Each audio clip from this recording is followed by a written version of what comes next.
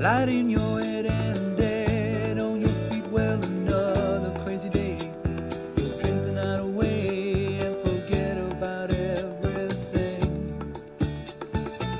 This city desert makes you feel so cold. It's got so many people, but it's got no soul. And it's taken you so long to find out you were wrong when you thought it held everything.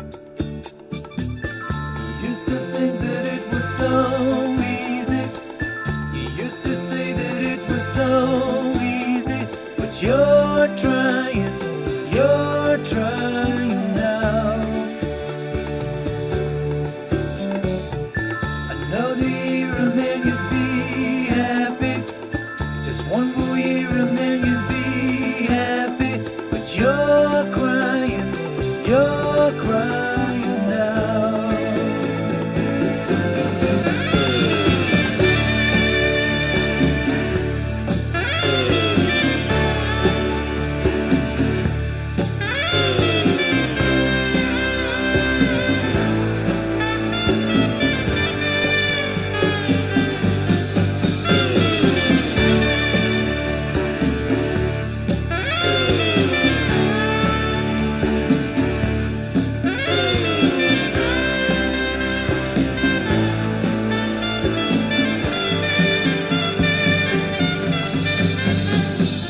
Way down the street there's a light in his place.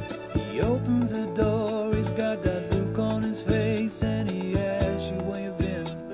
You tell him who you've seen, and you talk about anything. He's got this dream about buying some land. He's gonna give up the booze and the one-night stands, and then he'll settle down in some quiet little town and forget about everything. But you know he'll always keep moving. You know he's never gonna stop moving. 'Cause he's rolling, he's the rolling stone. When you wake up it's a new morning. The sun is shining, it's a new morning. And you're going home.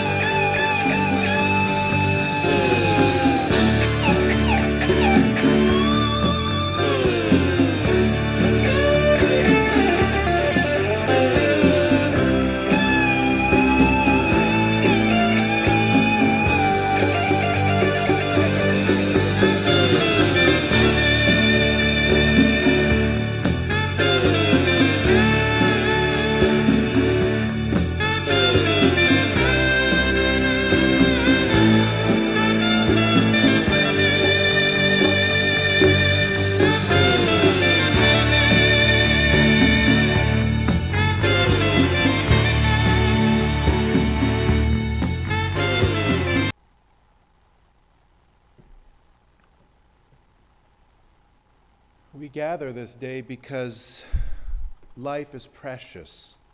Human life is sacred, and Donald's life is sacred. It is sacred in its being born. It is sacred in its living, and it's sacred and precious to us even in death. We are here today as family and friends and others who are around the world joining us here today to celebrate Donald Muirhead's life. For we've come here together to give thanks for the way his life and ours connected. A beloved husband, a father, a son, a brother, an uncle, a sports mate, and a friend, an anchor for so many. And we're so grateful, we're extremely grateful because of his life. He has made our lives more because of it.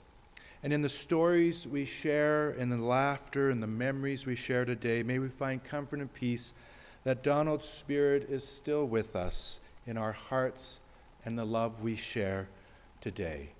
I know if it wasn't for COVID, we would need a space so much larger than this today, a sports stadium or somewhere like that, to truly celebrate his life and to all the people that he's touched here in Canada and Scotland and around the world. We read this poem from Robert Burns, an epitaph on a friend.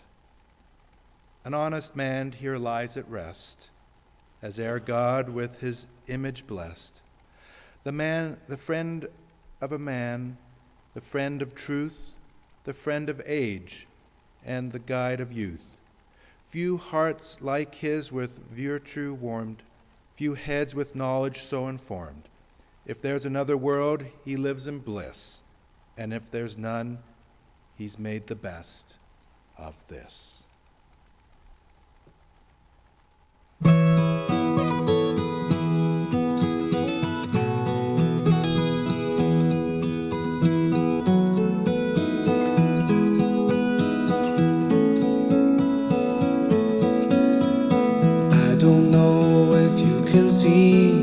The changes that have come over me in these last few days. I've been afraid that I might drift away, so I've been telling old stories, singing songs that make me think about where I came from, and that's the reason why I seem so far away today. But let me tell you that I love you, and I think about you all the time. Caledonia, you're calling me, now I'm going home. But if I should become a stranger, you know that it would make me more than sad. Caledonia's been everything I've ever had.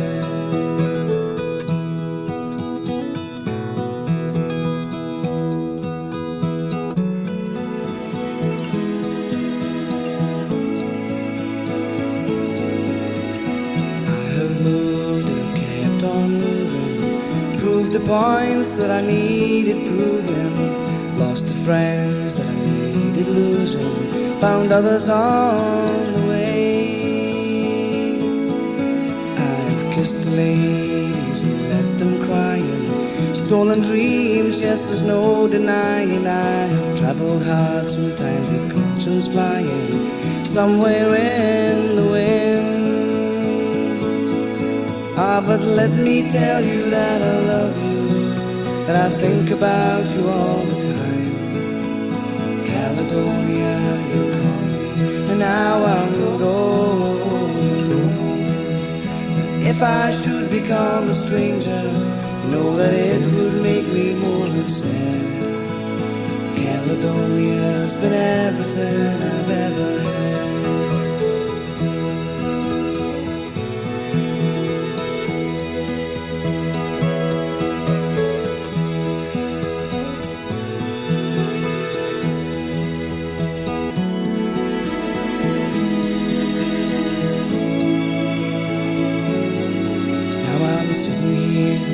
Before the fire, the empty room, the forest choir, the flames that couldn't get any higher, they've withered now, they've gone.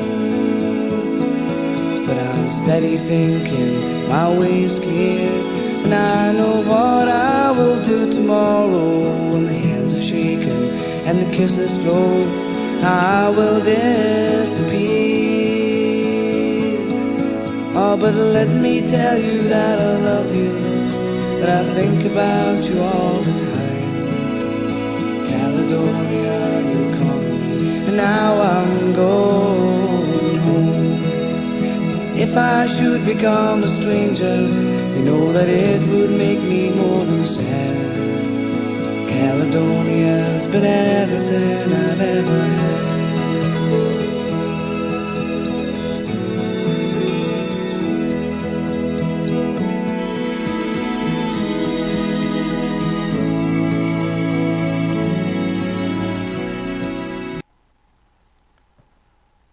Now I'd like to invite Audrey and Donald's beloved daughters to come forward for this time.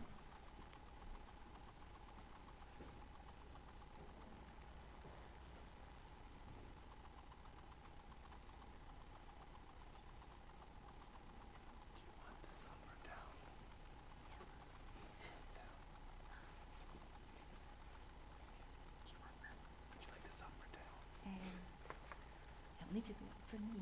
Can you mind?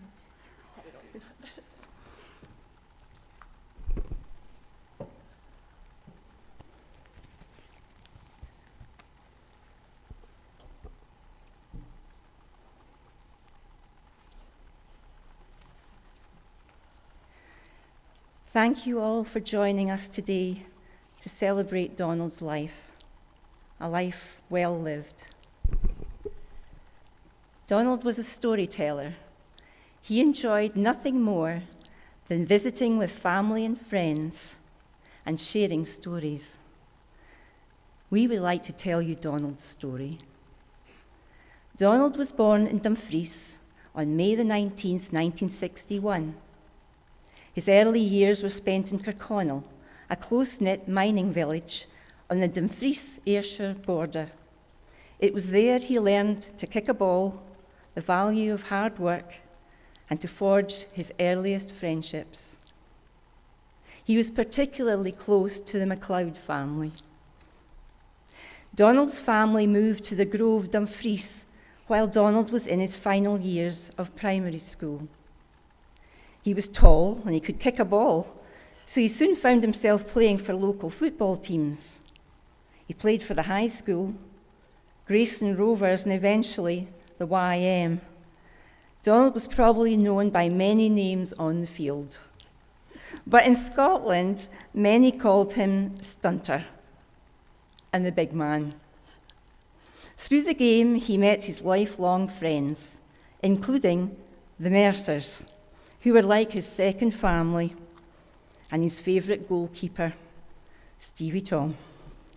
Following high school, Donald apprenticed as a fitter turner at Johnson & Clark with Campbell Potts. Campbell and Donald shared the love of football and travel. Donald's dad died suddenly when he and his brother Neil were only teenagers, leaving his mum Nina, a young widow at 39. That event changed their lives forever. I need a drink of water. I'm sorry, I just need a sip of water, please.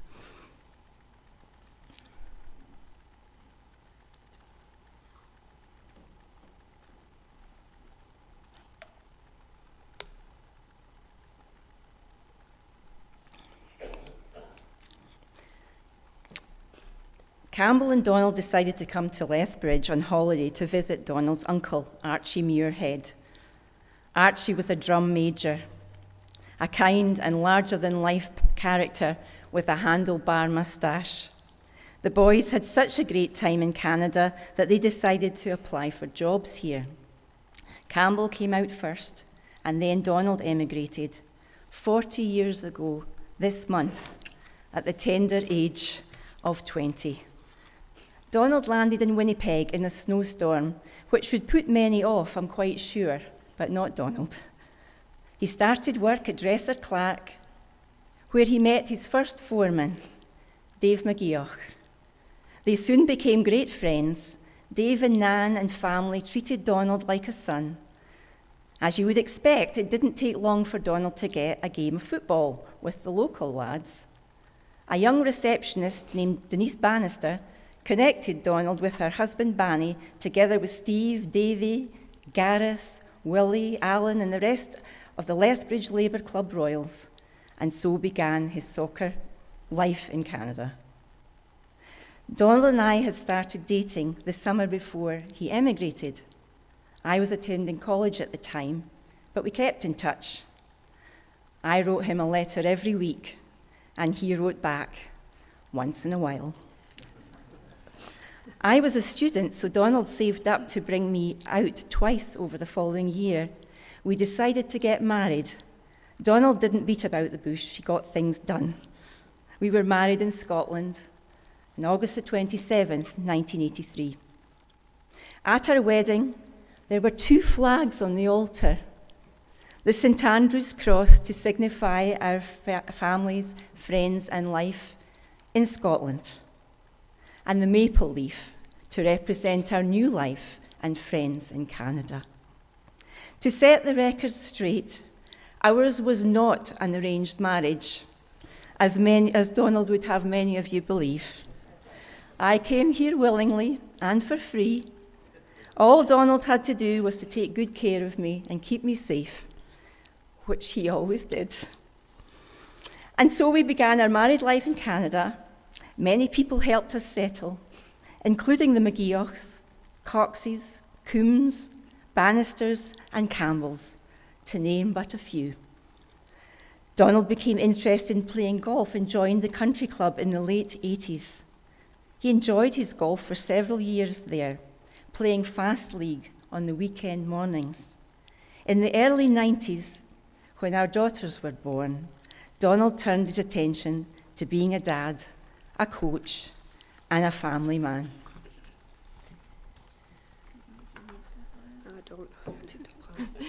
From a young age, I always enjoyed accompanying my dad to his soccer games, whether it be at the soccer centre, the exhibition, or the old gym at the university. I remember setting my alarm clock to waken me up on a Friday night so I could go with Dad to his late game. There I would join the boys for a kickabout after the men had played and the lights had gone out. Dad always told me to close my eyes and cover my ears when I was sitting on the bench with him and his teammates. But I liked to listen to the banter and the special choice words that Dad always used. My special times with Dad continued once I was old enough to play Chargers. Dad was my absolute favorite coach because he knew exactly what I needed to hear to do my best, or when to make a challenge count, or a few ankle biters. Dad's unique coaching style included a variety of one-liners. For example, she couldn't kick the skin off a rice pudding, or they couldn't hit a barn door fae 3 feet. As you could imagine, there were times when the girls needed someone to translate his meaning, but we all understood when he taught us about the friendships we would make on the field.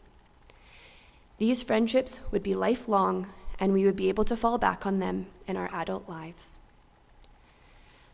My dad taught me to play fair, not hold grudges, and to always stand up for what I believe in.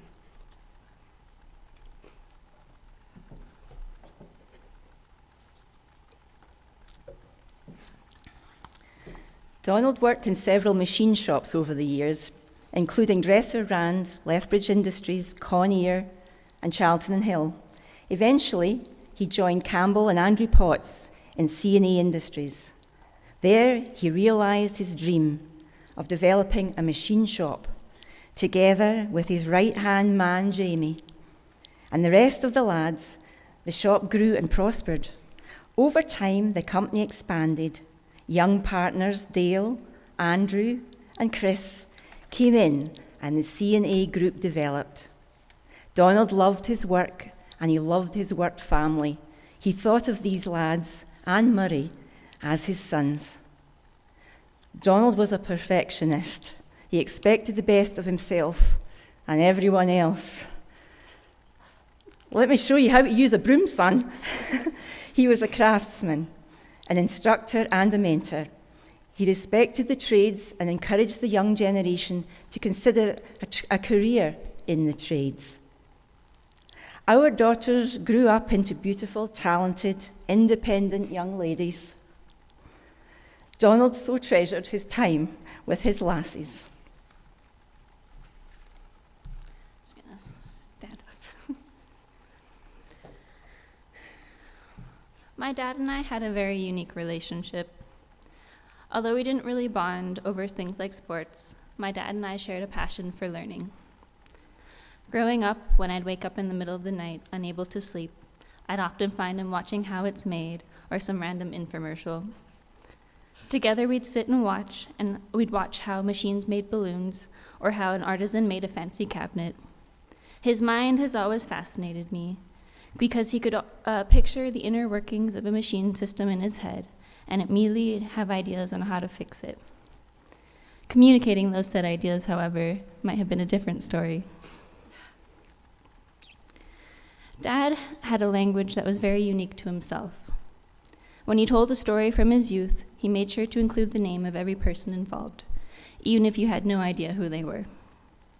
Dad was a stickler for details. And another unique Donaldism was all of his weird analogies that made no sense to anyone but himself. For example, whenever I would sing, my dad would say, "You sound like a sheep falling down a mine shaft." But you see, that was our relationship. Our banter and conversations were always quality. Dad's buttons were easily pressed, and that's something I took great pleasure in. Whether it was me accusing him of cheating during Scrabble, which he was, or asking oddly specific questions, I was always unrelenting until he answered me. Over the past 2 years, I was lucky enough to spend a great deal of time with my dad. We'd sit at night with a wee dram, and he would tell me stories, and we would talk about life. I remember one evening in particular, we were chatting about life and death, when he told me, "Jill, sometimes people die. You could wake up tomorrow and someone you love is gone, but life still goes on. You hold on to their memory, you keep living, and you get on with it. Dad's memory is going to live on and will continue to give us strength for the rest of our lives."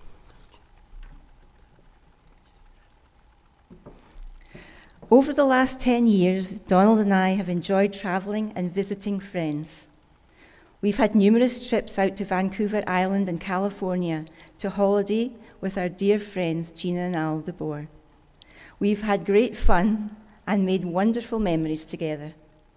Donald continued to enjoy golfing over the years. He loved playing at Paradise Canyon. When we moved closer to the course, Donald and the girls and I spent many hours walking the course in winter, or we would catch glimpses of Donald and his mates teeing off for another round. Colin, Big Don, Mike, Doug, Rick, and all the lads have many memories to tell. Of that you can be sure. Like the time Donald approached a bunker and almost stood on a rattlesnake. I hear he threw his clubs in the air, took off down the fairway doing a Highland fling, and shouting a few unrepeatable words. He was always scared of snakes and cats. I think this should have had some gin in it. Donald liked to decompress at his favourite watering hole, the Backstreet pub. The walls of that pub have resonated with Donald's laughter and banter over the years as he visited with all his valued pals. He watched football, cheered for the underdog, and shared the ups and downs of life over a pint.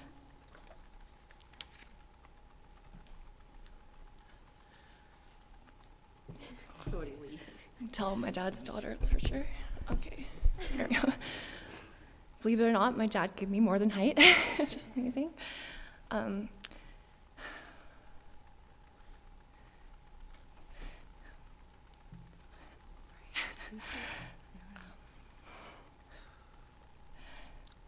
Can't see it now. Yeah, thank you. He always told me to be proud of who I am, because it didn't matter that I'm taller than most boys. I could still kick a ball better than them anyways. Great logic for a growing girl. Okay. Dad was nothing short of encouraging in everything we did, whether that be school or sport or whatever life brought us.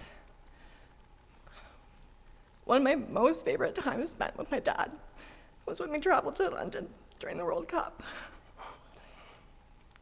We walked for miles, and I'm sure many of you heard about the thousands of steps we took, even though most of those steps were from pub to pub or from the table to the bar. There, we would sit together reminiscing about memories and soccer. Before we knew it, other patrons were joining in on our conversation, and I remember just looking around and being amazed at how people would just gravitate towards Dad. He had that charisma and was genuinely excited to know and learn about other people. Looking back over the years, there was a definite trend in my employment history that was a direct reflection of my dad. One of my first jobs was on the maintenance crew at Paradise Canyon Golf Course. Dad would inspect every trap and apron through his rounds and would make sure to tell me if any of the edging could be of improvement. From there, I got onto the beer cart at Paradise and would make sure Dad and all of his buddies were looked after. After the course would close for the winter, I got to working at the back street. You can probably see the trend now. At first, I thought it was because of the discount, but really, it was actually how Dad and I got to spend most of our extra time together. Dad would walk into the pub, and it didn't matter what day or what time it was. He would see himself at any of the empty tables and start chatting away to anyone who would listen, or at least try to listen. Backstreet's slogan is where good friends meet. And in terms of my dad's relationship with that place, it could not be more true.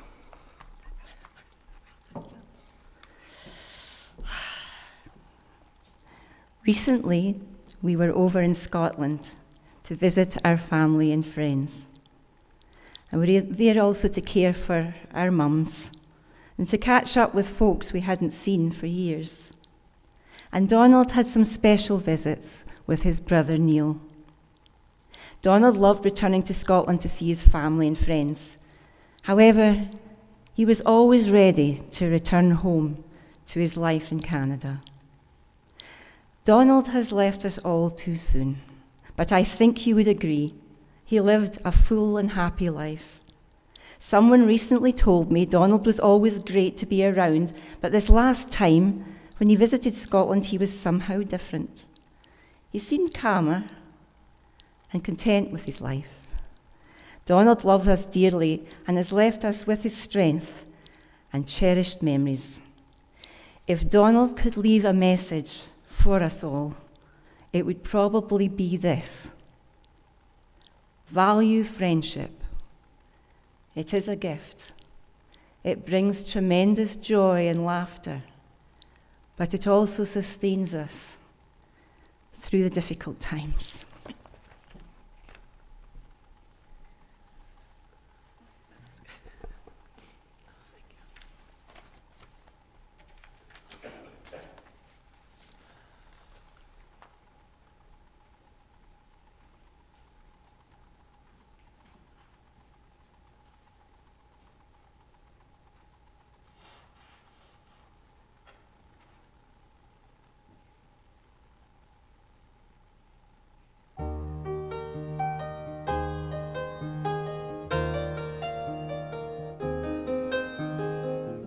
It's a little bit funny, this feeling inside.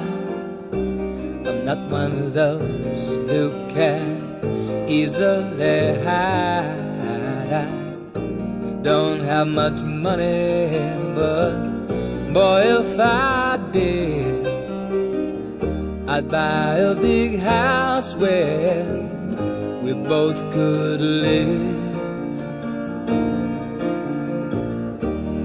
If I was a sculptor, but then again, no, or a man who makes potions in a traveling show.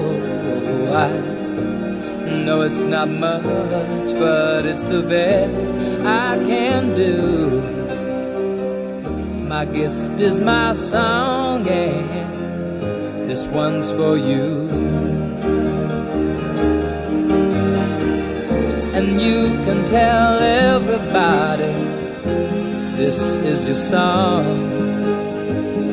It may be quite simple, but now that it's done, I hope you don't mind, I hope you don't mind that I put down in the words how wonderful life is while you're in the world.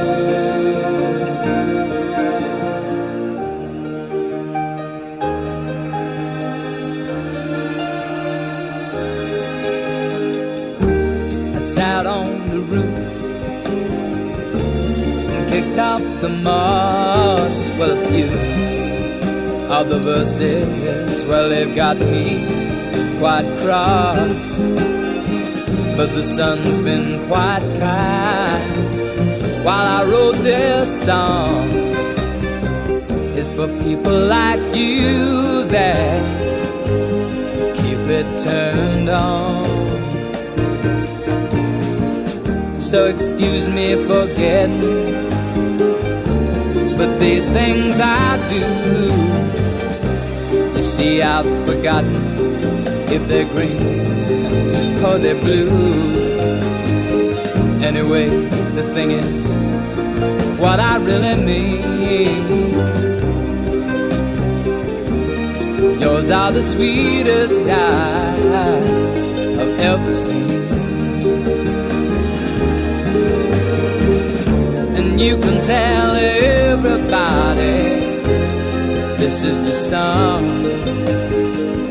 It may be quite simple, but now that it's done, I hope you don't mind, I hope you don't mind that I put down in the words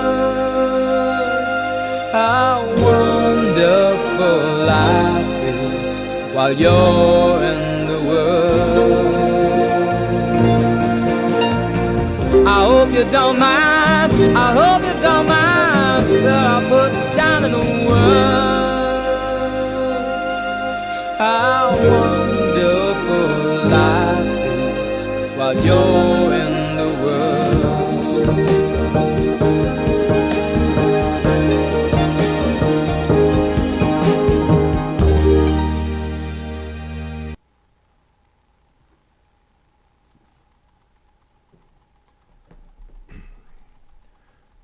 I'd like to share a reading with you from Lee de la Roulette, who is a social worker who works with families around life. And she said this: if there's a real purpose for us, it is to somehow enhance each other's humanity, to love, to touch others' lives, to be friends to each other, to put others in touch with basic human emotions, to know that you have made even one life breathe easier because you have lived. By and large, the meaning of one's life gets distilled to this: how well have I loved? A person can find hope in believing somebody loved me and I loved them, and those memories that were created by our love and friendship are carried forward and will shimmer on in our lives and in the world and beyond. And this is what we celebrate today and give thanks for Donald's life, that love that we were privileged to share and that friendship we had together. I'd like to invite us into a brief moment of joyful reflection with a moment of silence. Is there a memory of joy, a deep laughter you have from one of Donald's Scottish aphorisms? Something he gave you, a memory that you'd like to thank him for in this moment as we gather as friends and community. So let us have a moment of silence.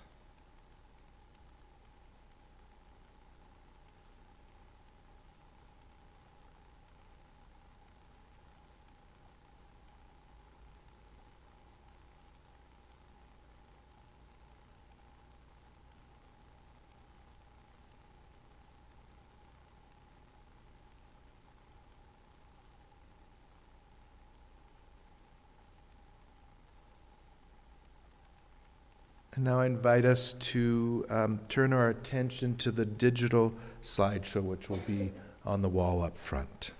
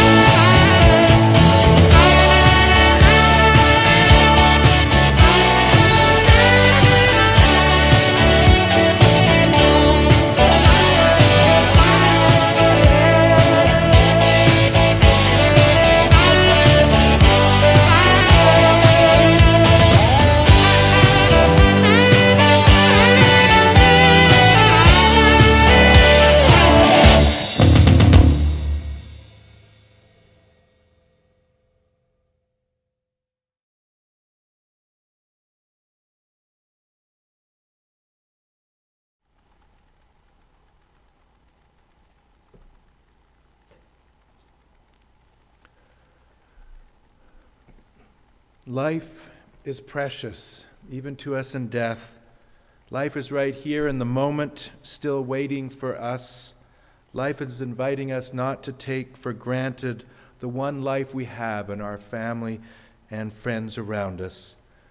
We have been remembering and will continue to remember with love and gratitude Donald's life, and he would want us to return to our own homes and work and life, to have a dram or a pint in honor of him, and then to get back to it, and to enrich and inspire and be friends and be love in action through our lives in the world.